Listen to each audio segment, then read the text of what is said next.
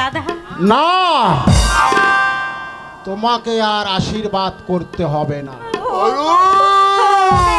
তুমি কি বলছো? নিজেকে তুমি বড় ভাবতে পারো, কিন্তু তোমার যে নিচুতার পরিচয় পেয়েছি, তাতে করে আমি তোমাকে আর মানুষ বলে ভাবতে পারি না।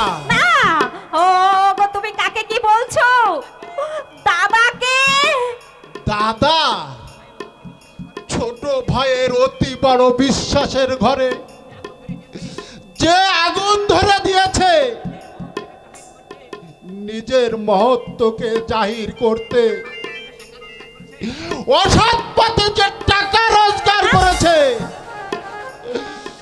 তাকে আমি থরদার আসনে বসে পূজা করতে পারি না। না না, এটা তোমার ভুল ধারণা ছোট খোকা। ভুল? আমি হলফ করে বলতে পারি, মেজ খোকাকে তুমি যা ভাবছো, মেজ খোকা তা নয়। এমনও তো হতে পারে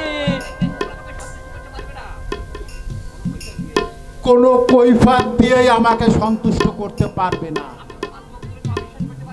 আমি তো আমার চোখ দুটোকে আর অবিশ্বাস করতে পারি না।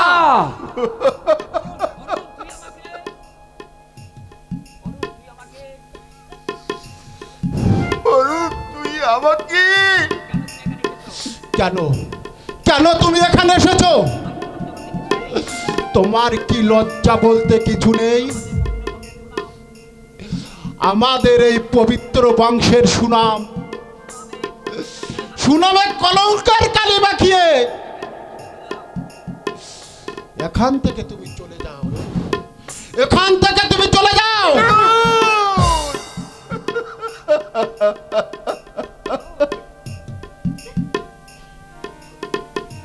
অরুণ,